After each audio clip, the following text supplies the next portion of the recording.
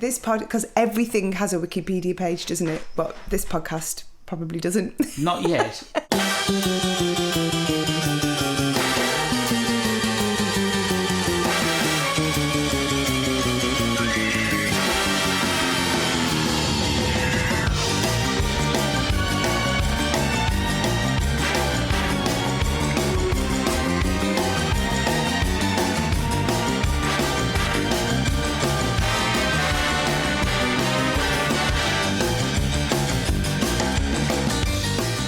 Like a silken whift, she drifts through society, oblivious to Nugent's crusty bread and defibs. I don't know where that was going really with that, but What you're saying is she's a complete enchantment. And absolutely, well, that's it. You said it in one word. Who is it? It's Melanie C. Melanie Chisholm. It's so lovely to have I you. had more, actually. Oh, did you? Her talent flying rampant yet. That's nice, isn't it? Yes, playing that. She strides with vigour towards the sun. I love that. You know, obviously, throughout my career, I've had many, many introductions, but nothing like that. But none that would bring you to tears like that. And I can see you Absolutely. weeping now. I do feel emotional. Most of them are quite Wikipedia-esque. Oh, just ladies and which gentlemen. that is not. Oh, really? Oh, What, so she'd annoying done when this? people- when She we runs around yelling girl power. Yes. That's But the general one. Did you know you have this many, world records and number ones with the Spice Girls? Yep. Of course I do. And is the Wikipedia accurate, or is it just half accurate, do you think? Some of it surprises me. I think people go on it to have a bit of fun, don't they? And put some really random On bits and pieces Wikipedia? on. Yeah. I've never actually looked at mine, ever. I've got no interest. Well, I wrote it also, don't I? Can you attach lies to it yourself? I think anybody can access it and add to it. Yeah. So obviously people So it's do it for basically entertainment. So I could put a load of old tosh made up by anybody. a load of fiction in about myself. Yeah. I actually think you should write your own. I think that'd be quite right. a The fun notes thing to making me do. think I might have a look. You should Yeah. have it should be written in your introductory style. Anyway, should we go back to our guest, who is an enchantment, an incredibly talented and wonderful person. Now, I know, for instance, that you quite like you like exercise. Yes. You know, but are you keen on travel? I am keen on travel, but it's a funny thing, isn't it, being a musician when you're able to travel? Because I find most of the travelling I've done has been for work. So I could do with doing a bit more leisurely travel, you know? And I have taken many forms of transport. Oh, yeah. I'm not that into cars, like I appreciate them. But yeah, my car's 14 years old and everyone takes a piss out of me and I love it and I can't part with Who takes it. the piss out of you with a 14-year-old car? Well, my brother is really into cars. He was a racing car driver. What sort of racing car? He was in the British Touring Car Championship. But he's driven in lots of different cars and now he presents on that and he does lots of coaching for young drivers and works with different manufacturers. So he's a proper petrol head. But there's lots of other forms of transport. Are you keen, for instance, if somebody said, oh, well, you've got to go somewhere, it's a boat, a train, a plane, a walk, a cycle, what sort of things do you like? I'm really enjoying my bike at the moment. Of course, we're in that glorious time of the year when cycling is pleasurable. I'm a fair weather cyclist, but I've done a few triathlons, so I do like to get on my bike, and I'm actually doing a race, which is quite ridiculous. I'm doing something, it's to do with the Olympics, and there's lots of different people who are doing this virtual race. And I was invited to do it, which I thought would be really fun. I did one last year, and there was some athletes, some ex-athletes, and some celebrities. And it went really well. I came third. I was very pleased with myself. But this time round, I've just realised that it's just athletes and me. And I think sometimes... That's a bit unfair. Get them to sing a song, say how well they do with that. Yeah. I think people get a bit confused because I'm called sporty, that they actually think I am. Really not. sporty. So it's like Paula Radcliffe, Sir Chris Hoy, and James Cracknell, and me. You should say in your Wikipedia, it was supposed to say spotty. So did you, when you were a young girl, did you go around on a push bike then? Do you know what? I didn't cycle much as a kid. I remember falling off my brother's BMX. I've got quite a big scar on my knee, which reminds me of that day, that fateful Tell us day. about the incident. Yes, was it your first cycle ever? So I always wanted a bike. I mean, we didn't have much as kids. And I always wanted a bike. And he got a BMX. Oh. I wanted a chopper. Yeah. But I think I ended up with like a kind of fake-ish wannabe Was it chopper. a Tomahawk? It was a Tomahawk, and it was gold. Yeah. Oh, nice colour. That though. was like the lesser... Yeah. The lesser spotted chopper. Absolutely, that is what I'd had. And I feel like for some, but maybe this was my blue rally, had like a butty box on the back, you know, like a plastic nice. white box. But I did love my bikes. He had a BMX, and I was riding it on the back alley behind the houses opposite where we grew up. And it was quite, what would you call, I want to say shale. What would you call that? It was quite stony and gravelly. And I did like a bit of a skid and ended up, taking off the top of my knee. Have you still got the scar now? I do, yeah, it's a killer. Do you know, I was just about to start secondary school. So I remember I was in your first year, which is now year 7, isn't it? And on my very first day, I had to go and see the nurse because I had to have my dressing changed. Oof. So I have like really vivid memories of that whole experience as well. When you're a kid, you're just so fearless, aren't you? And I remember like walking up with the bike to the the steepest hill we could find, and then flying down it. And it was, this is a road as well. There could have been cars coming. Like now, I don't like going downhill. I'd actually rather go uphill. Yeah. You know what I mean? Yeah. I'd rather just go stick on the flat. But I remember when I was a kid, there was some factories near us, and we used to take our bikes up onto the roof, and it may have been a mattress factory or I don't know, maybe a donut factory, something soft. But we used to ride on our bikes off the end of the factory, and our bikes would go flying forwards, and we'd drop onto some softness. I can't remember what it is. May have been marshmallows. Yeah, maybe.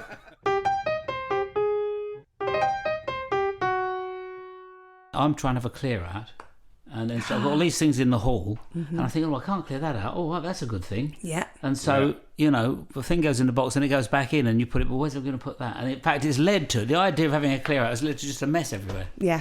Don't get involved. Don't get involved, that's what I say. Do you ever think about things like that when I perish, is all my stuff going to be sorted through, and people are going to find all this rubbish, and what are they going to do with it?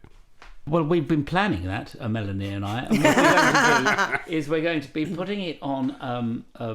You have 4 oxes pulling a great cart, and we put it on there, and we take it to a great pyre, and then we drink very delicious wine with incense. We circle it, and then we set light to it. Oh, so it's a ceremonial burning. Yeah, because I was thinking of tipping all my stuff over a cliff. Well, unless it's any value, and then we might take it to the auction. I'll find the nearest quarry. But it is incredible how much crap you keep, isn't it? And I always do that thing when I'm having a clear out. I think, right, I'm going to be ruthless this time. Like if you're moving house or something, you go through everything, don't you? And then you look at something and you haven't obviously used it for like 2, 4, 5, 10 years, whatever, but you never know, you might need it. You go, you know what, I've not used it, I'm going to get rid of it. But then a week later, you need it. Exactly. So how does that always happen? Well, the Feng Shui people say, of course, you look at it, or there's the Feng Shui, there's a woman that writes these books. Is it Marie Kondo? I think it is, exactly. And she says, you've got to look at the object, and then you've got to think, is it beautiful? Do I love this object? Does it serve a purpose? Well, that's all very well, but something like what you're saying, which is what I find all the time, like that old safety pin, it's not really beautiful, I don't really need it, but maybe next week I will. Yes. Yeah, so you're a hoarder. Yes, I am. Yeah, I am too. And, but if that safety pin's got sentimental value, But somebody told me that the big trick was a place for everything, and if it doesn't have a place, stick it in the bin. What about having an open burglary day? If you know that you can, Now, that's a good idea. Come round and help yourself. Yeah, that is a good idea. Yeah. In Feng Shui, going back to that, here's the other tip, was I was reading about mirrors. I don't know if you have mirrors in where your placement of mirrors are, but apparently they mustn't reflect something that's untidy. It doubles the untidiness vibration. So you don't have any... to the point where if you've got a wardrobe door and there's a mirror on the inside of it, if when the door is shut, your clothes are all hanging untidily, then the vibrations while you're sleeping are bad. Well, I've also heard that you shouldn't have a mirror facing you when you sleep. Oh. Wouldn't surprise I me. think you something see about yourself. reflecting bad thoughts or No, bad dreams or because something. you might inadvertently step up and walk in through it to the underworld. Well, that's a journey. Yeah. The Lion, the Witch, and the Wardrobe. I used to have on the inside of my wardrobe. I had a mirror on the outside, but on the inside I had a picture of Jimi Hendrix, which I used to use as a dartboard. And I love Jimi Hendrix, but you know, what do you remember your early wardrobe? Yeah. Well, or no, or your early wardrobe, and who was on your wall? On my wall, one of my first posters was Adamant, Oh, nice. Yeah. child of the 80s, and then Madonna featured heavily. Yeah, not that many posters. See, my daughter's 15, and on her bedroom wall, she's got pictures of The Who and the Sex Pistols. Wow. And That's like your age having people like sort of Fred Astaire on your wall, isn't it? yeah, but who did you have on your wall? Little Richard. Arthur Askey. I tell you what I did have, which I was really, I don't know if this is my tip, maybe either of you would try this, and I thought this was such a good design idea. I cut out the letter Z, about 10 Is letters this in your Zs bedroom? in my bedroom, Yeah. and one letter Z would say like the size of my hand, and the next one was like a bit bigger than that, and bigger and bigger and bigger, until eventually the biggest Z that I cut out was maybe sort of as big as my arm. And then I stuck them above where my pillow in my bedroom wall was, in a way so it looked like when I was asleep. You know when you get in a cartoon and somebody's going zzz and they're asleep. And I thought that was a really great That is thing. a good And then idea. I think my mum said, "Well, you've ruined the wallpaper by this particular." And I thought it was one of the best things that anybody had ever That's done. a very And good I idea. should imagine that's in a feng shui, however one says it, kind of way. That's probably quite good. That is a feng shui. That I is think proper that's, feng shui. Isn't it? Yeah. What's it putting the Zs on the wall? Yeah, because then you're going to have a good sleep. I think that would entice a good sleep, having the Zs. Yes. Yeah. On my bedroom wall, I had Justin Bieber, and what is strange was he wasn't even born.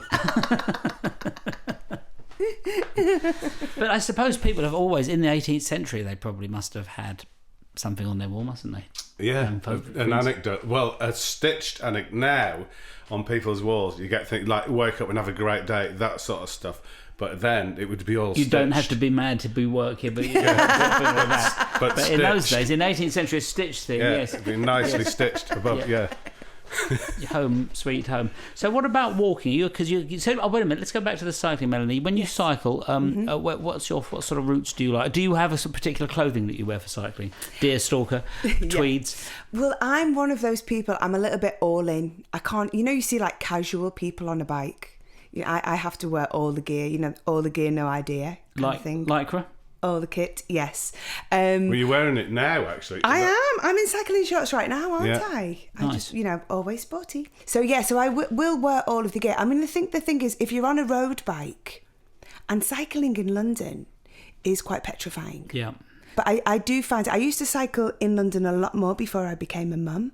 And then I just got a little bit more safety conscious. Yeah, it makes you feel more safety aware. That's Yeah, right. yeah, Do you have an more electric bike or a standard issue? I have a standard issue, but I do like those little bikes you can just get on the street, the little electric ones. Yeah. Yeah. I think they're Lime bikes now, aren't they? Which Yeah. are brilliant if you get a good one, because they're supposed to just help you along, aren't they? There's a little bit of electric to just like push you up It a hill helps you or up the away hill. at the lights. But if you get one that needs to be repaired, it's just like riding a really heavy bike.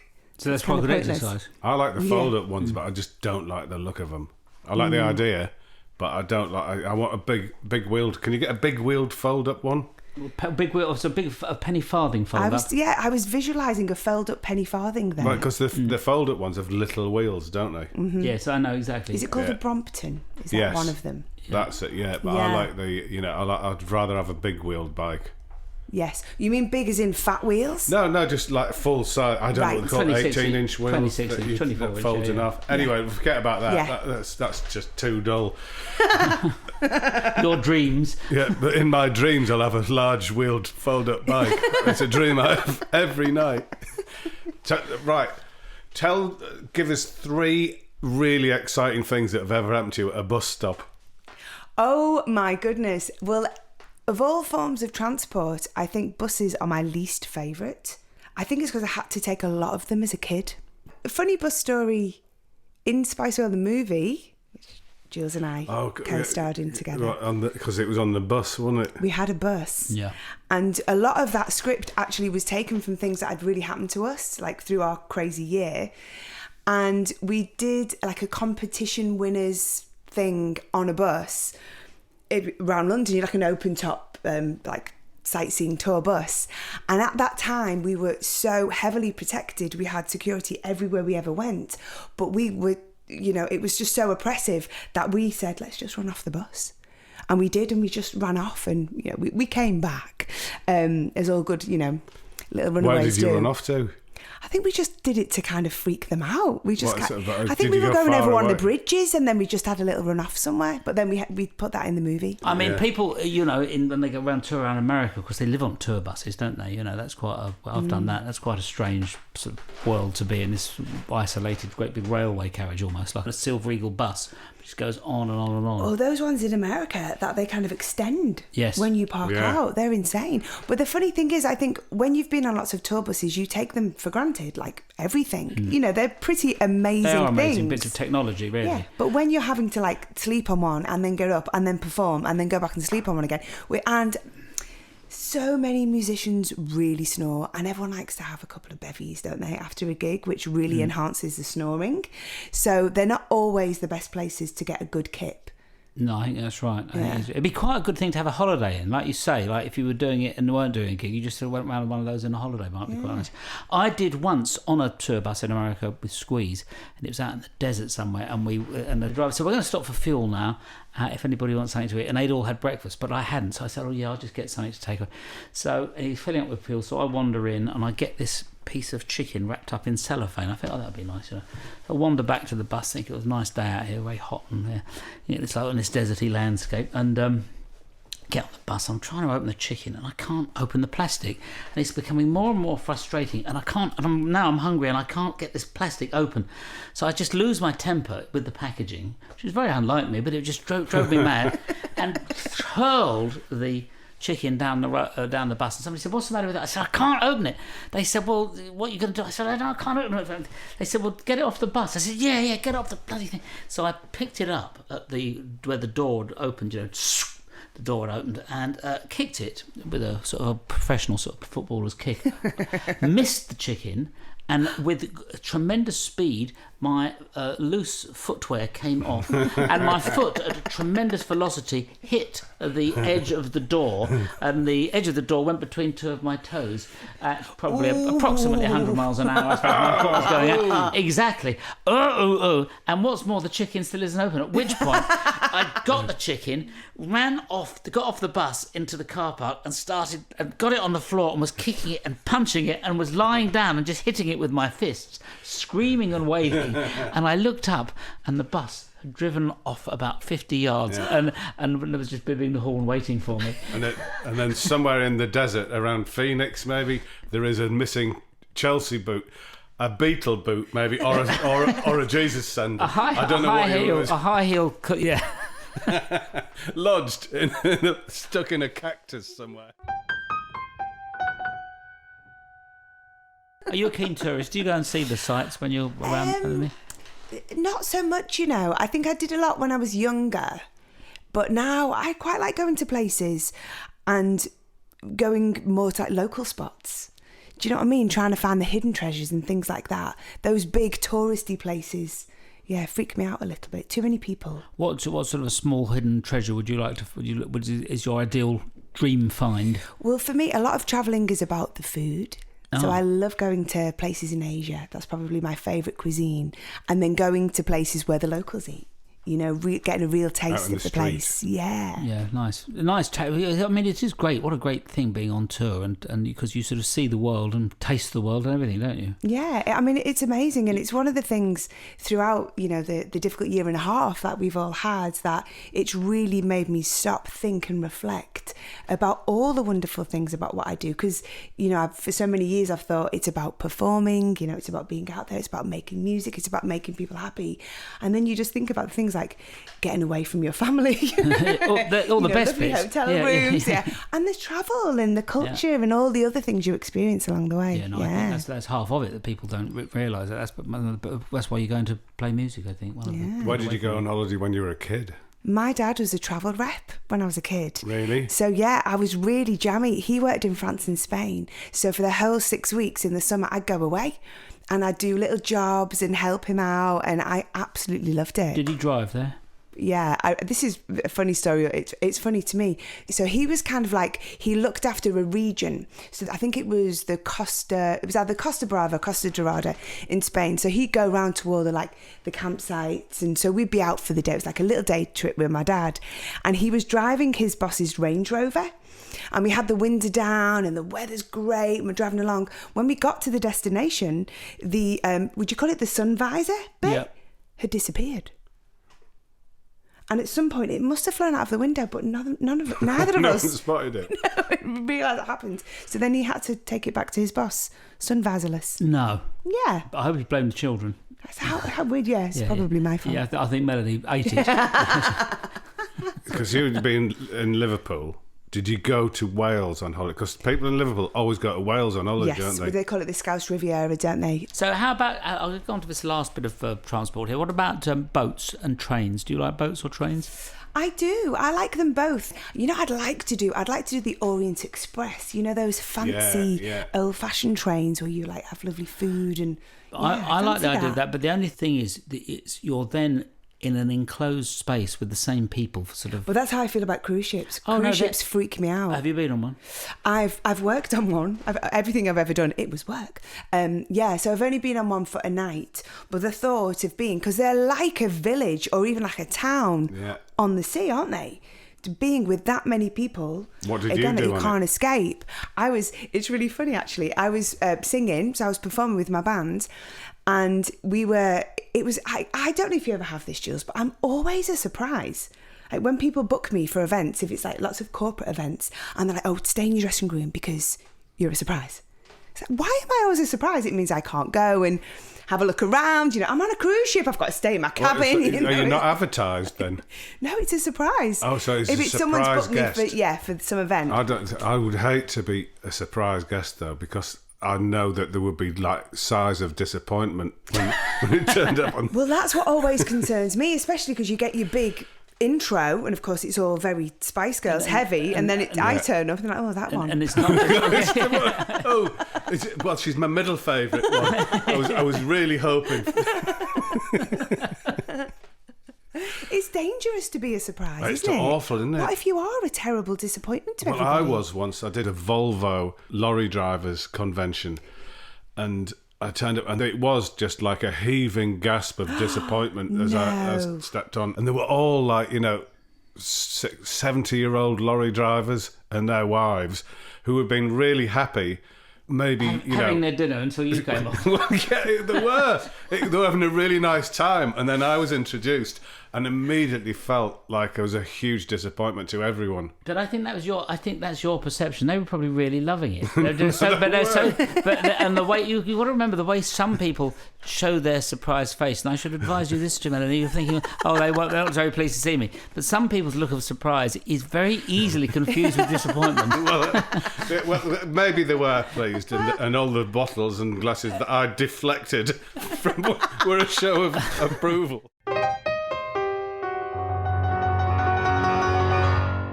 Many years ago, I did a little tour and I was supporting Meatloaf, but Status Quo were playing as well. So at the bill, it was me, Status Quo, Meatloaf. Such a very random, isn't it, to have me there with those guys. But we did this big stadium in Dublin. It might have even been Croke Park, actually, where I played with the Spice Girls.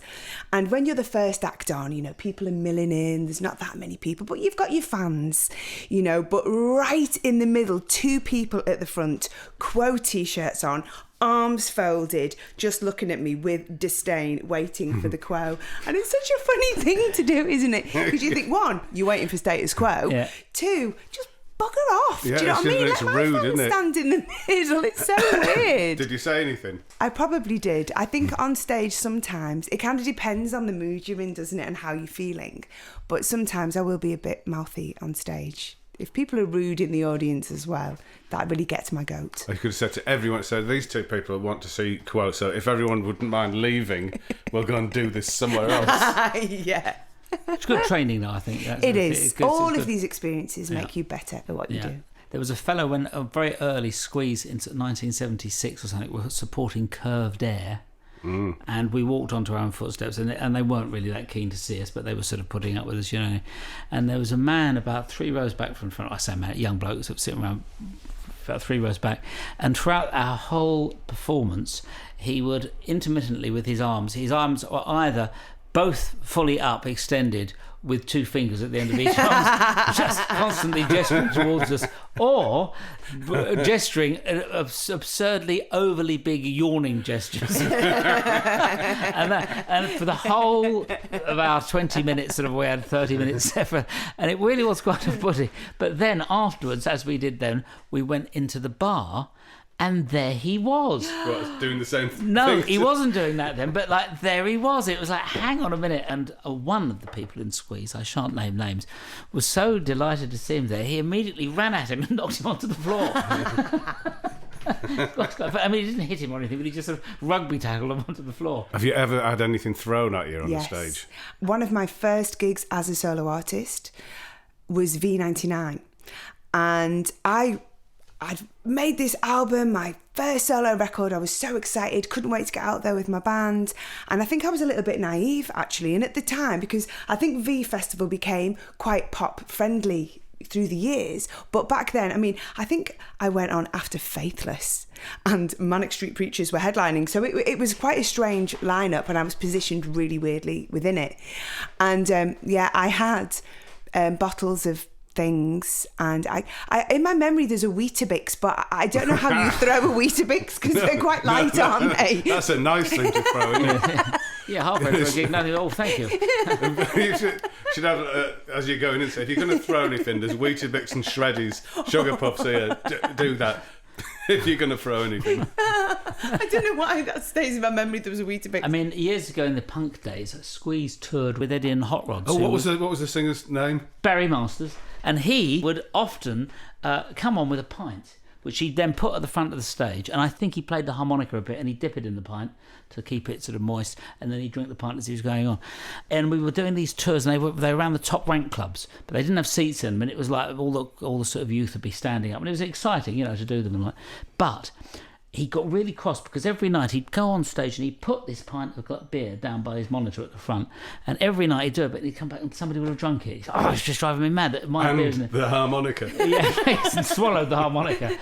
You know, and I think anybody might have suggested to him, well, why don't you put the beer right kind of back a bit at the sort of back of the stage, but nobody did suggest that. So instead, what he would do was use the pint glass, he'd be drinking some beer before the show, and use the pint glass as a receptacle for his pre-gig relieving himself. Shit. No. No, piss, which could easily be mistaken, of course, for a pint of beer. No, I see. He would then leave that at the front of the stage, and he did this for quite a few nights, and remarkably, it always got drunk. Oh my God. Oh. Yeah, but that's the way to treat. So that's getting back at the audience. I thought, well, it's not a battle here. We're just trying to be. Who was it who was drinking? Who drank it? You. No. I remember this is so bizarre. I was in LA actually working on that first album, and a friend of mine introduced me to Steve Jones from the Sex Pistols, and at the time he was working with two of the guys, ex-Guns N' Roses, and a bass player from Duran. Yes. John Taylor. Yes. Yeah. And they were called the Neurotic Outsiders, and they had a residency on the Viper Room on Sunset, and they invited me to go down and sing a couple of songs. So I went down, I think I sang a couple of Pistol songs, and all the audience were going mad, and they were all sticking 2 fingers up at me and spitting at me, and I thought, oh my God, they hate me. And they're like, no. So in punk, yeah, that's a sign of affection. That's right. Yeah. That's right. Well, I was going to say, you missed up. We had that. I mean, Squeeze used to have that at first, all the gobbing. It was like they really love you if they're all gobbing at you. But people have forgotten those little golden moments. You couldn't do that these days, could you? No, you really couldn't. No. Such a shame. Yeah. I'm sure But I like the idea of throwing Weetabix. If you were going to have any breakfast cereal thrown at you, which one would you prefer? Shredded wheat. it would be shredded. Well, it Why? depends. Well, it's lighter, isn't it? I'm thinking about being attacked by I something. quite like the idea of sugar puffs, but it'd be a nightmare trying to get it out of your hair afterwards. You know, on a sweaty night, you'd end Yeah. up with sugar puffs all over your face. I'd quite like Bircher muesli. Do what? Bircher muesli. Oh, you would. I do remember when we were on tour in the US in '98, the Spice Girls, and we were doing lots of the outdoor. Are they called amphitheatres? They do those big. Yeah. You do those big funny barn things, don't you? And there was these weird insects. You know, they have America's just such an incredible country, isn't it? There's so many different climates and things going on there. And there was these big, I want to say locusts. They obviously weren't locusts. But I just remember being on stage and, of course, you're singing songs, so you're opening your mouth, but you were trying to avoid swallowing these huge insects. Well, I should say that, curious enough, the next time that happens, it's the only time when I've seen something curious in a film. I might have told you this before, but I must tell you this now because it might work if you're in that situation again. Squeeze were in a similar situation in America, and the insects were coming, and I realised, and I'm blowing my own trumpet here because it's the only time anything like this has ever worked, when you see it in a film and then you do it. I realised it was the lights that were making the insects come towards us. And about a week before, I had seen the legendary film The Night of the Lepus, and a lepus is a rabbit, and it was basically this story where this bloke was doing experiments and rabbits grew to be the size of a room, or sort of the size of great beasts, and were sort of munching their way across the country and everything. It was quite hard to make a rabbit look menacing and frightening, but that was the idea of the film. Anyway, to get rid of the rabbits at the end, as they approached this small town and were going to devour it, what they did is all the people got their cars, turned their headlights on, and the rabbits came towards the headlights, is what they do, and then they turned the railway tracks on and they all got electrocuted, and that was how they sorted it out. So nice. in this particular instance, I turned this fantasy film into reality and said, there's a lot of people, I saw you all park your cars, if anybody could go to their cars, just put their headlights on, and if we turn the lights off here, all the insects, and they did. It was unbelievable. It actually worked. Because I was having the same thing. There was like insects as big as my head trying to get in my mouth. Yeah. Sort of things as big as my hand landing on top of my hand and So trying they to play all the went piano. to the cars. They all went to the cars, yeah. Then the cars, and then everybody went home and had flat batteries because they left their headlights on. Oh, nobody went home. Anyway, Night of the Lepus. There's quite a good scene where a rabbit goes into a doll's house room, trying to look frightening, but it just doesn't really. Yeah, I'm not going to watch that film. I might give it a miss. I think you'd be doing the right thing. Anyway. Rabbits are quite menacing. Do you think? Have you ever had a rabbit? Yeah, but never not menaced by I think one. mine was possessed. It was dead cute when it was little, and then it got really, really big and got really angry. It wasn't from Those the night pink eyes, they're a bit menacing. It could have got it might have been Myxomatosis. from the night of a lepus. But when you say it was angry, how did the anger show itself? Like Manifest. road rage or anything? If you tried to pick it up, it would really kick its back legs and really scratch you up. Yeah. Wasn't happy. Maybe because I didn't clean it out enough. What was it called? Fluffy? Well, It was my first pet. What you could have done with Fluffy is put the headlights of your car on and add a little electric wire and sort of... Yeah, my brother found it quite stiff. Well, there we are. Yeah, there we are. And on that sad and depressing note, the death of Fluffy, we'll say thank you and goodbye. Thank you so much. The wonderful Melanie Chisholm. Thank you.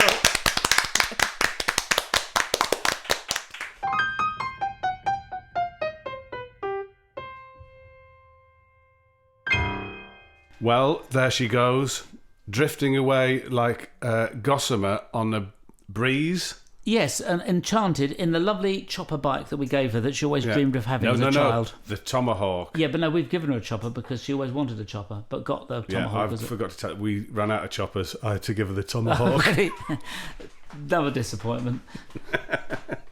This podcast was produced and edited by Molly Stewart. Sound engineers were James Stewart and George Latham.